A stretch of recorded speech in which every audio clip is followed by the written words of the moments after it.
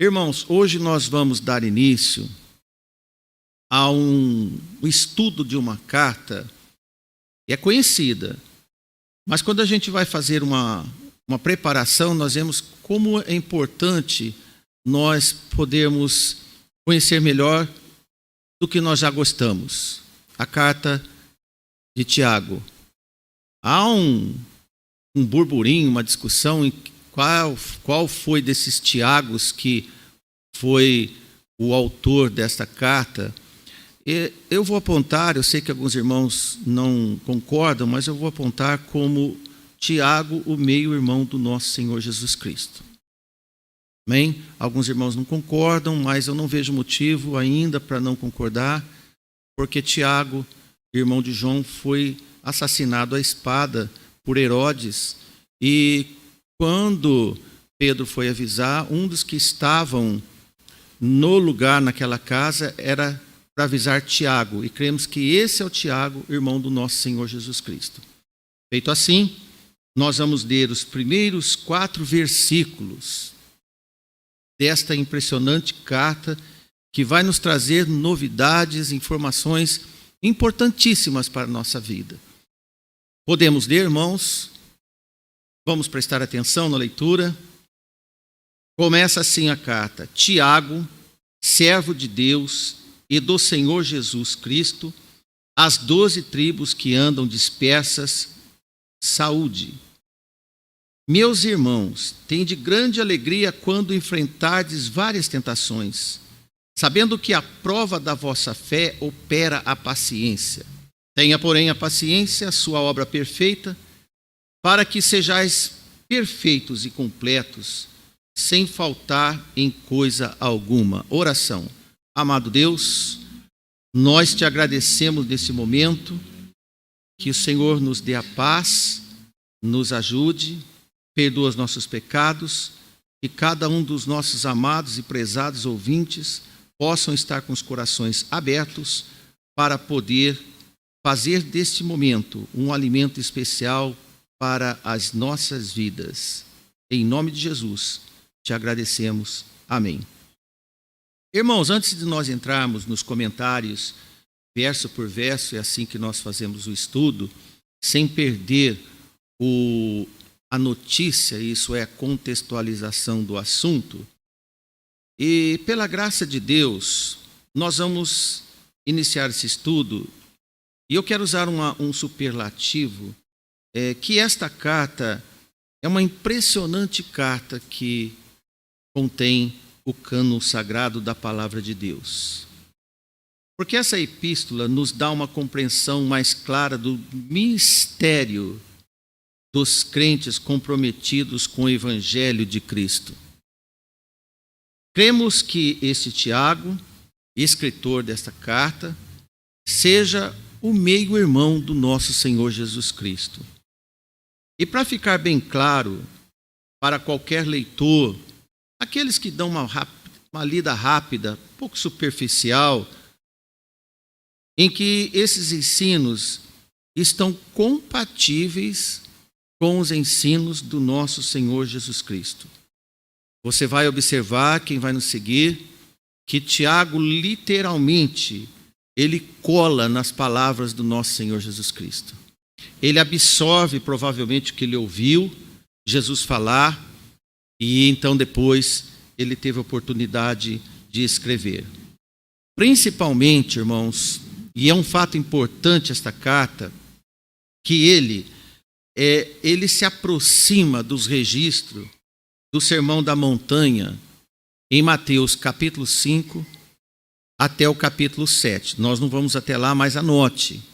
Quem gosta depois de rever, reestruturar o que ouviu, Mateus capítulo 5 até o capítulo 7, e também um outro sermão chamado Sermão da Planície, que está em Lucas capítulo 6, versículo 17 até o 49.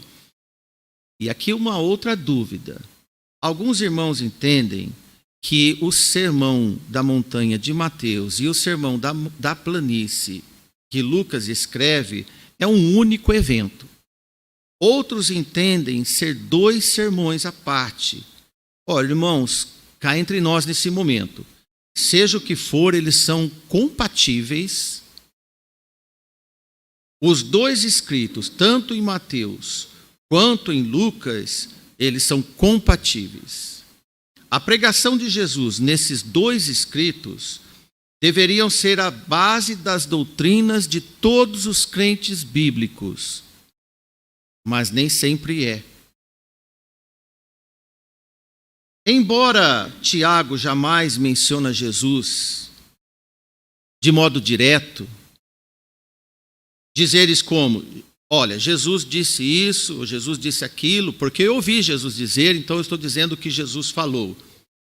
Tiago cita pelo menos uma vez, todavia sem mencionar Jesus ou a fonte. Por exemplo, eu quero pedir para o nosso irmão projetar Tiago capítulo 5, versículo 2. Já é lá no fim da carta. Você pode ver que Tiago só tem 5 capítulos e bem curtos. E está escrito desta forma.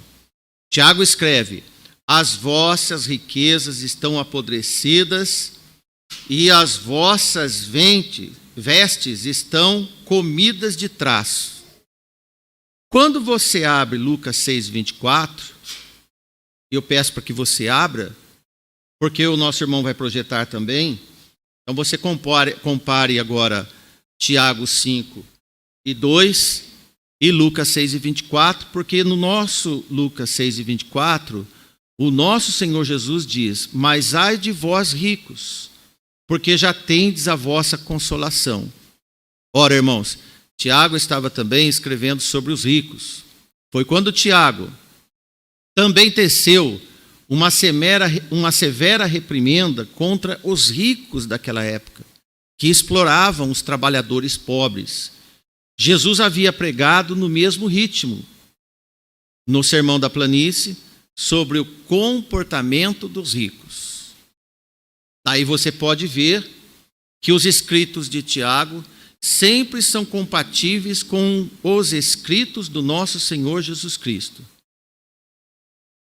E podemos até entender e até acelerar as conclusivas que podemos ter, que algumas citações de Tiago serem cópias ouvidas das palavras diretamente do nosso Senhor Jesus Cristo e nem ainda registrada nos 4 evangelhos.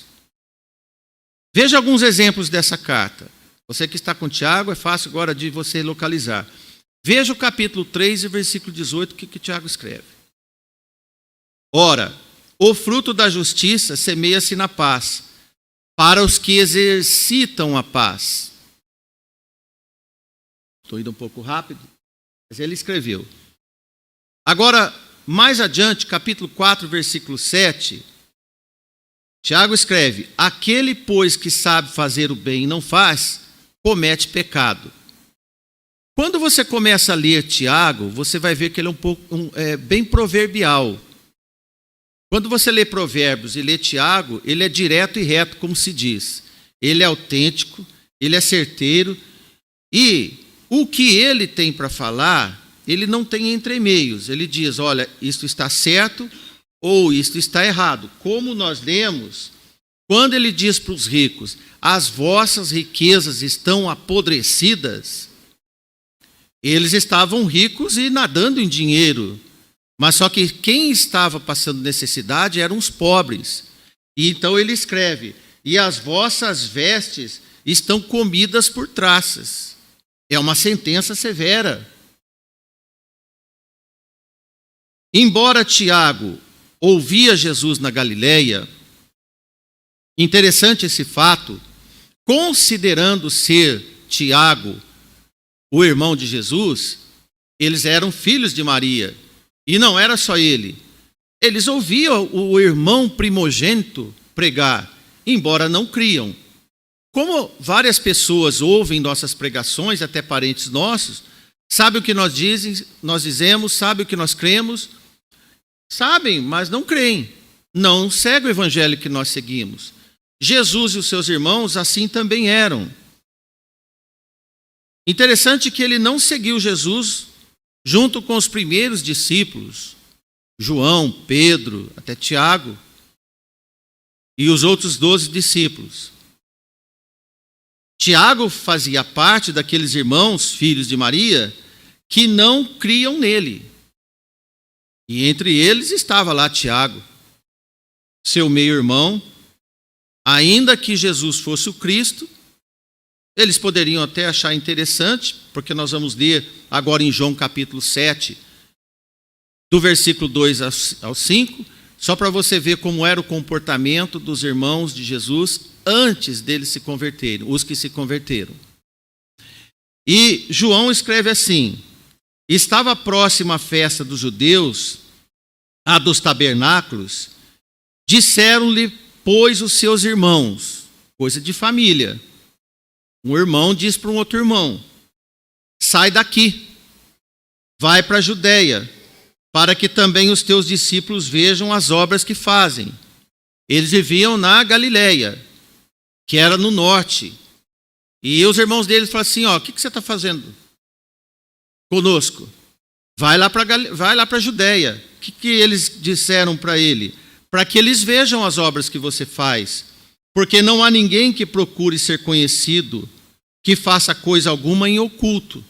Se fazes estas coisas, manifesta-te ao mundo, porque nem mesmo seus irmãos criam nele. Os irmãos viam as maravilhas de Jesus, mas não criam nele. Então eles dizem: olha, se você está fazendo todas essas coisas aqui na Galileia, vai lá para a Judeia e faz o mesmo. Pelo menos você vai ser conhecido. E esse fato é curioso, nós lemos.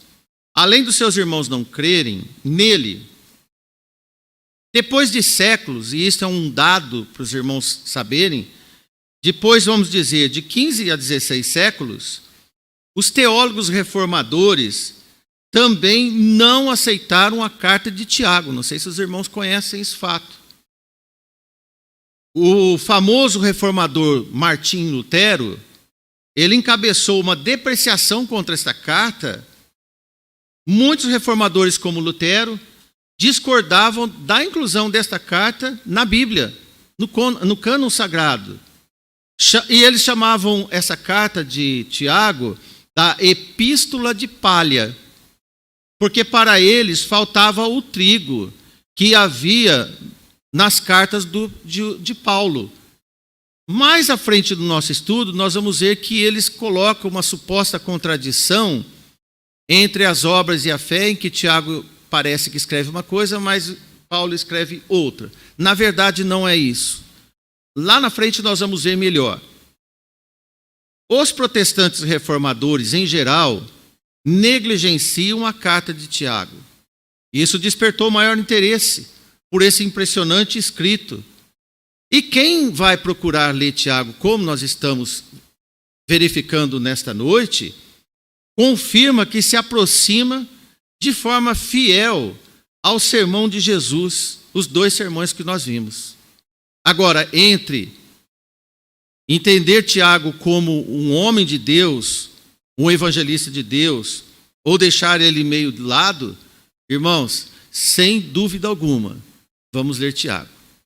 E vamos conferir como os bereanos conferiam. Na verdade, irmãos, o patinho feio dos reformadores, na verdade, é um cisne real. Durante o estudo você vai ver. Pois em nenhum outro escrito das cartas tem tanta clareza da voz de Jesus sobre as igrejas. Podemos observar que Tiago não se opõe aos ensinos de Paulo. Ele deu um tempero mais enfático aos comportamentos práticos da vida. Então, para quem quer diretamente saber sobre comportamentos práticos da sua vida, é bom ler Tiago. Hoje, antes do estudo, eu li os 5 capítulos novamente, para poder dizer para os irmãos, e não vou trazer aqui detalhes, porque vai ser no decorrer do nosso estudo, como é importante aprender do Senhor através dessa carta. Na verdade, irmãos, esta carta nos dá uma concepção clara do ministério dos crentes por volta do final da primeira década. Por que isso? Depois do dia de Pentecostes, no início, como que eram as igrejas?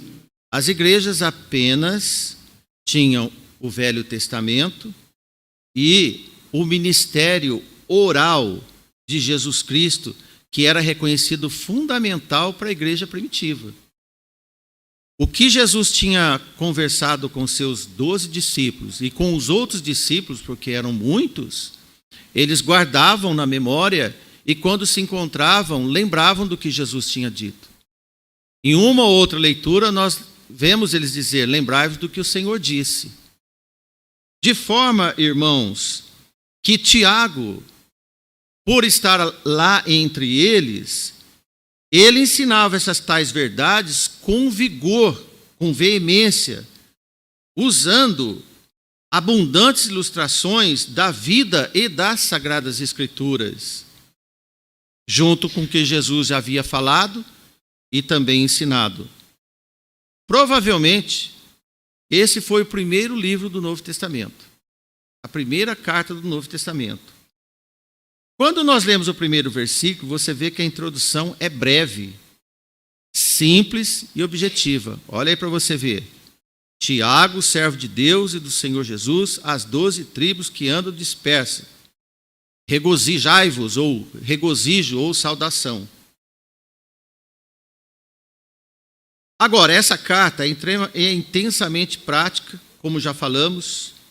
E aí, irmãos, em Tiago 1:22, mais uma observação nessa introdução da carta, que agora estamos ainda fazendo a introdução da carta.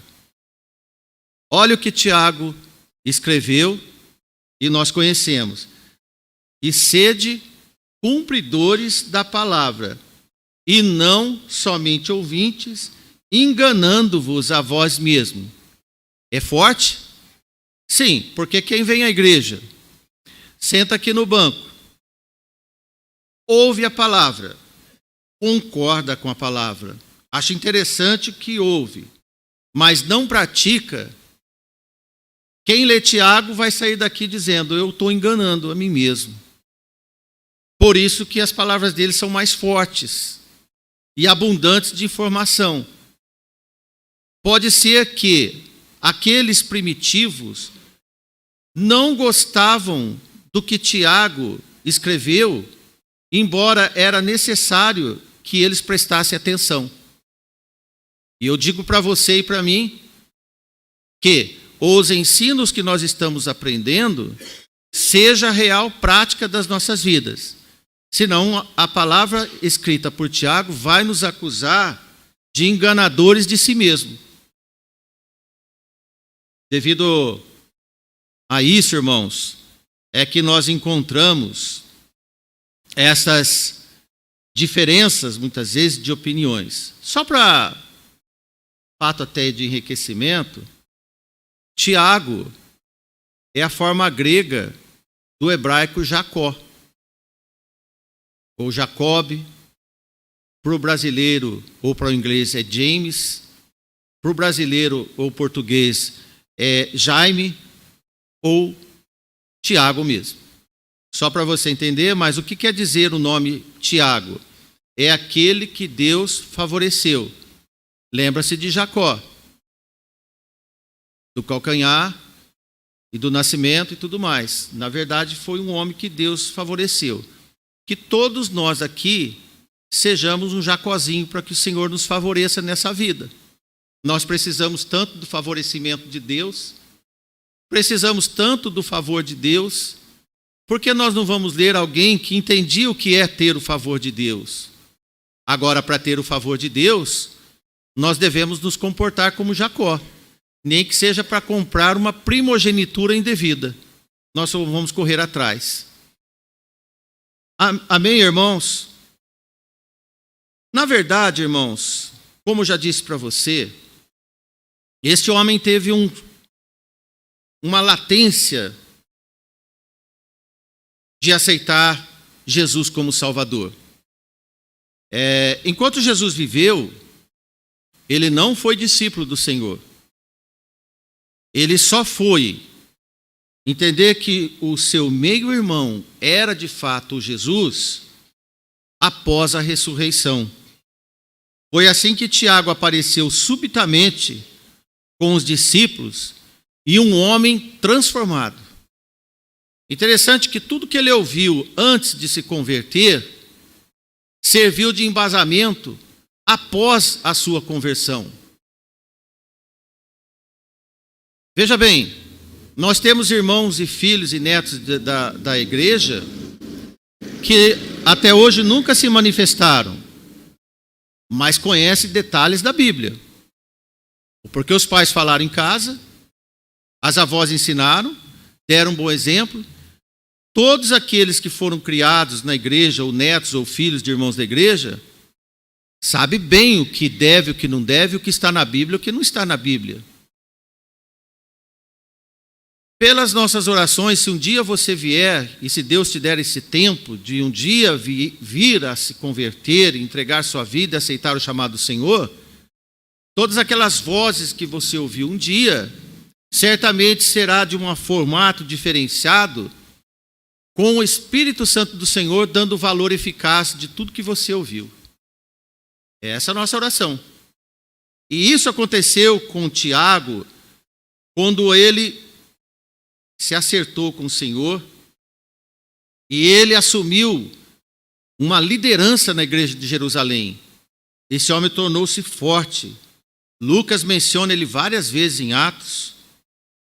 E através dessas menções de nomes é que nós vemos que ele era um homem com a sua devida importância, logo no início da igreja.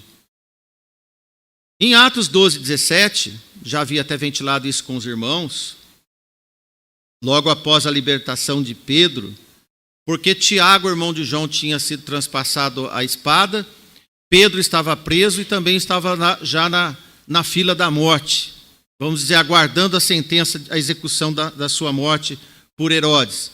Mas como nós lemos em Atos 12, o Senhor libertou Pedro da prisão.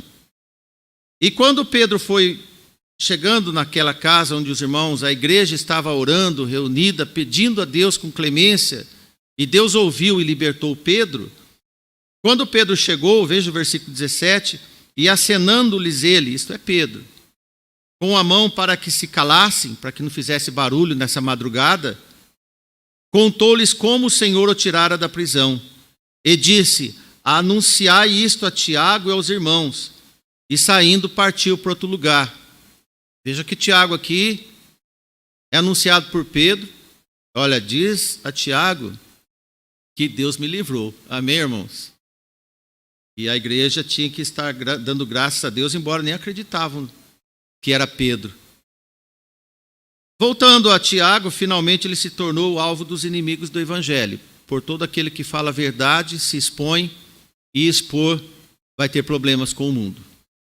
Segundo as literaturas, tramaram sua execução, ele foi apedrejado até a morte, pelo que ele escreveu, também deveria pregar, e isso lhe custou a vida. Irmãos, inimigos entre os homens, por aqueles que pregam a verdade do evangelho, não faltam.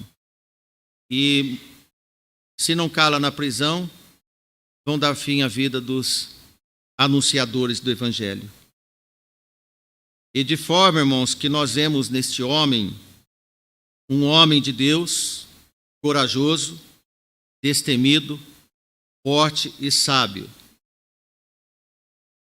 Como evangelista, este meio-irmão de Jesus, depois de convertido, se apresenta agora, não mais como meio-irmão, mas um homem por inteiro, irmão e servo do primogênito Filho de Deus.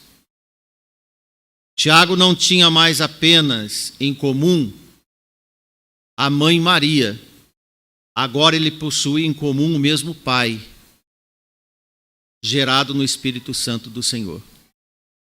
E quando nós entregamos a nossa vida ao Senhor, nós mudamos, como é comum dizer, mudamos de vida. Alguns mudam de vida porque ficam ricos. Alguns mudam de vida porque ficam pobres. Outros mudam de vida até porque adoecem ou envelhecem. Mas os que conhecem o Senhor mudam de vida porque ganham uma vida nova no Senhor.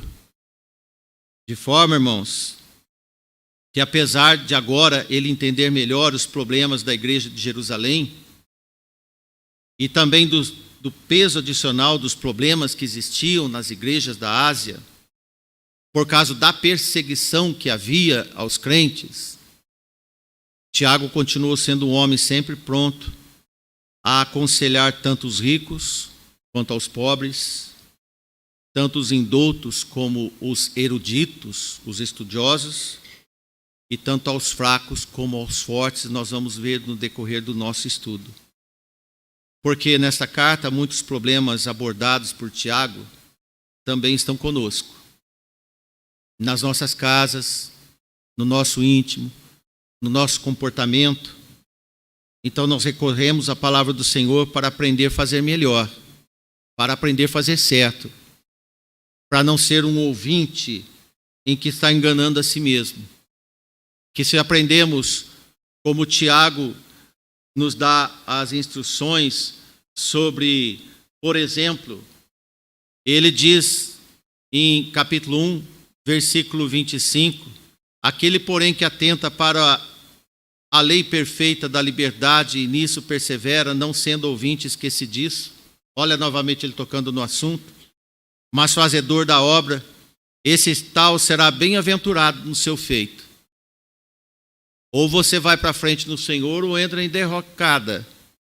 Esse é o Tiago que eu estou apresentando para você e que nós devemos prestar atenção. Embora, irmãos, pelos infortúnios da vida, se no início ele recusava a pregação de Jesus, por 1500 anos mais tarde, ou 15, 16 séculos mais tarde, os teólogos reformadores também colocaram essa carta em recusa, em dúvidas a respeito da sua autenticidade. Fatos que confirmam o poder da dura verdade do Evangelho no seu propósito aos que adotam a negação. De negar ouvir a verdade. Eu espero que no nosso meio nenhum de nós, ainda que não entregou sua vida ao Senhor, pelo menos não negue ouvir a verdade. Que a verdade que você ouve hoje seja uma alavanca para você entender melhor quando a palavra de Deus entra no seu coração e abra as portas e deixe o Senhor fazer em você uma nova vida. No versículo 1, mais uma vez nós vamos ler, e ele escreve: Tiago, servo de Deus e do Senhor Jesus Cristo, as 12 tribos que andam dispersos, regozijai-vos ou saúde. Irmãos, aquele irmão de sangue maternal de Jesus agora se apresenta como servo do Senhor Jesus Cristo, o seu Salvador. Eu não sei o que Jesus é para você hoje. Talvez um bom homem, um herói, um mártir injustiçado, e qualquer coisa que você tenha pena ou penalidade dele, ou dó de Jesus. Não tenha isso não. Deixa ele ser o seu Senhor, que você vai ver que ele não foi morto. Ele ressuscitou. E ele pode fazer e faz na vida de cada um de nós o que ele fez na vida desses homens e mulheres que entregaram sua vida ao Senhor. Amém? Isso é importante, porque aí nós vamos aprender sobre total dedicação a Deus e a Cristo. Agora, este homem concebia que para ser o seu Salvador, Jesus também deveria ser o seu Senhor. Amém? A fé que exige outorga da alma ao Senhor Jesus e Salvador. A saudação, como nós vemos, é simples, porém sincera. Melhor de tudo, do simples, quando eles são sinceros. E está de acordo com o próprio caráter transformado deste homem, sempre franco e objetivo. Assim nós devemos ser. Não existem dúvidas sobre a sua preocupação sincera com os santos, como nós vamos ver. Veja que ele escreve: as 12 tribos que andam dispersas. Dispersos para onde? Disperso é quem está espalhado, misturado. Na verdade, irmãos, nós sabemos que o povo hebreu, o judeu, tinha 12 tribos. E isso dizia sobre todo Israel. Quando ele escreve, ele não estava se importando com as 12 tribos ou onde estava uma por uma. Observe que ainda não havia ocorrido a diáspora do ano 70, quando o segundo templo foi destruído. Ainda não havia acontecido essa diáspora. Porque também, irmãos, não há maneira de descobrir se Tiago escrevia para os judeus convertidos nas igrejas organizadas ou a todos os indivíduos judeus. Também isso não importa, porque a palavra dispersas é usada para todos os judeus vivos, como se estivesse espalhado fora da Palestina. Como anotamos na leitura de João 7,35. Olha o que Jesus diz. Disseram-lhe, pois, os judeus uns para os outros: para onde irá este, que não o acharemos? Sobre Jesus? Irá porventura para os dispersos entre os gregos e ensinará os gregos? Aqui foi um desafio dos judeus religiosos, dizendo: para onde Jesus vai? Será que ele vai atrás dos dispersos? E volto a lembrar que agora Tiago está usando a mesma expressão, que ele estava mandando a carta aos dispersos. Se considere uns dispersos, que você que ainda não chegou ao Senhor, que está espalhado neste mundo, desorientado, sem rumo, que você possa entender como uma oportunidade quando você ouve a palavra de Deus, é uma aproximação para um retorno. E aí, irmãos, para finalizarmos, nós vamos ver apenas o verso 1, verso 2, aliás. Meus irmãos, tende grande alegria quando enfrentardes várias tentações. Por acaso, nesta noite, você tem passado por muitas perturbações na vida? Tem acontecido fatos estranhos na sua vida? Tentações, provações, dificuldades? Tem hora que bate um desânimo, com tantas coisas tristes que nós encontramos. Para os irmãos, Tiago escreve: olha, fiquem muito alegres quando tiver enfrentamento dessas dificuldades. Porque a saudação que nós encontramos no primeiro versículo, ele aproveita agora e emenda para oferecer aos irmãos uma grande alegria de conforto, apesar das provações. Quando isso acontece?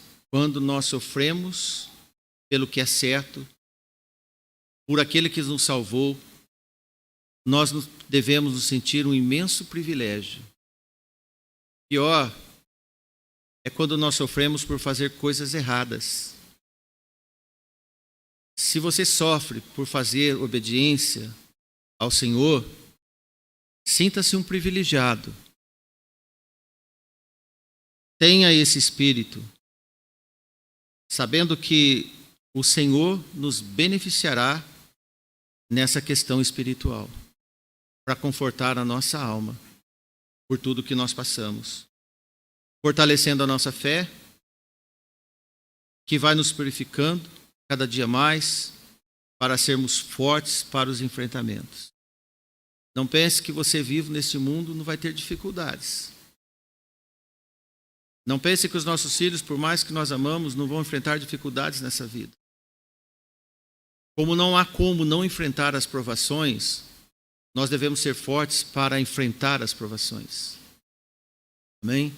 Senão você vai ser um derrotado logo de início. Crente com semblante derrotado não é bom. ele vai demonstrar desânimo, tristeza, desapontamento. Mas quando nós estamos no Senhor, firmes no Senhor, sabendo que a palavra nos ensina que quanto mais provações nós temos, melhores nós ficamos. Amadurecemos no Senhor. Não há qualquer coisa que vai nos fazer negar o Senhor. Qualquer dificuldade que for. Se esse fato era válido para aqueles irmãos que estavam dispersos, como estrangeiros, perdidos, desorientados, sem uma pregação do Evangelho, então ele escreve a carta para eles. Tome aqui e leia. Fique melhor com ela. Da mesma forma, você, não sei como você se sente, ouvindo essas palavras, tome para você. Porque eu sei que todos nós presenciamos provações afins nessa vida, mas nós somos cada dia mais forjados, isto é, purificados. Assim como o ouro é provado pelo fogo, nós também somos provados. Porque quem é provado é de Deus. Quem não é provado é reprovado. Entenda, meu irmão, minha irmã, que nesse início de estudo nós temos bastante informações para trazer para todos nós, para passar por um enfrentamento neste mundo tão difícil. Mas nada é impossível para aquele que crê. Você crê? Que Deus te abençoe. Abençoe essa igreja, que conforte seu coração. Quanto mais próximo do Senhor, mais o seu coração está confortado. Amém? Que Deus nos abençoe.